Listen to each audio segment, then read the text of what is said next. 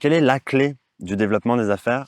C'est de ne pas pousser. Ça peut avoir l'air drôle de dire comme ça, ne pas pousser, parce qu'évidemment, il faut se mettre en face des gens qui ont besoin de ce qu'on propose pour qu'on puisse créer des transactions et puis faire ce qu'on appelle une vente. Erreur que je vois souvent, les gens en fait ont le contrôle sur est-ce qu'ils nous parlent ou pas. On peut pas leur imposer de nous parler ou d'acheter. Et trop souvent, les gens en vente agissent quand ils sont pushy, comme si la personne ultimement n'avait pas ce contrôle. Par exemple, si je force, métaphoriquement, je me penche vers la personne et puis je lui fais une séquence de questions très calibrée pour la mettre dans un coin, l'humain, ça fait des millénaires qu'il évolue et que la sélection naturelle et l'évolution fait en sorte que notre cerveau il est capable de voir quand quelque chose marche pas, quand quelqu'un essaie de nous manipuler. Même les gens qui vont pas consciemment voir que vous essayez de les manipuler, ils savent au fond d'eux que vous essayez de les manipuler, ça marche pas. D'admettre cette vulnérabilité, de reconnaître que la personne peut ne pas vouloir continuer la conversation en ayant une approche plutôt « écoutez, je prends une minute, on est en train de faire ça ici, voici la promotion que je vous propose ». Le meilleur exemple de ça, c'est qu'on est en train d'ouvrir un studio, ma femme part une marque de yoga périnatal pour les femmes enceintes et puis le public plus large à Montréal. L'idée, c'est de développer ça sur la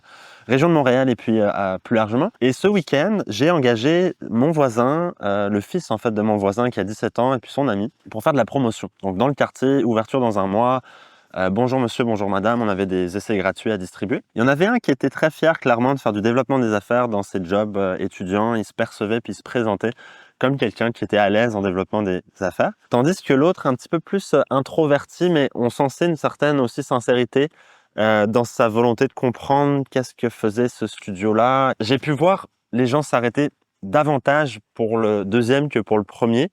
Et à mon avis, c'était parce qu'ils pouvaient sentir justement que, au lieu tu sais, d'être vraiment dans l'accroche, il abordait toutes les gens qui passaient devant le studio, mais il le faisait de cette façon en gardant sa place sans se pencher vers eux nécessairement physiquement, en disant ce qui va se passer, en regardant les gens dans les yeux, et puis sans essayer de faire un monologue, on sentait qu'il était à l'écoute. Fait que je suis très content d'avoir engagé les deux, mais je pense qu'il y a une leçon à tirer de ça, et moi, ça m'a beaucoup aidé. Donc encore une fois, l'idée avec le bon 80-20, la bonne approche de vente à haute probabilité, de se mettre en face des gens qui ont besoin de ce qu'on propose et de reconnaître qu'ils peuvent arrêter la conversation à tout moment, donc de pas trop les interrompre, de pas trop les manipuler, ça les attire à nous davantage. Tout ça vient aussi à agrémenter la théorie que la vente, c'est pas quelque chose que tu fais à quelqu'un, tu réponds à un besoin. Ça joue aussi sur l'estime de soi quand on fait ça. C'est positif, c'est ce qui permet d'être d'égal à égal avec ses clients, de ne pas être intimidé, de se sentir une duplicité. Donc j'espère que ça vous aide un petit peu, dépendamment de votre stade, où est-ce que vous en êtes dans votre parcours avec la vente. Et pour d'autres vidéos sur l'entrepreneuriat, la vente, la vie, vous pouvez regarder les autres vidéos sur cette chaîne. Je vous dis à la prochaine.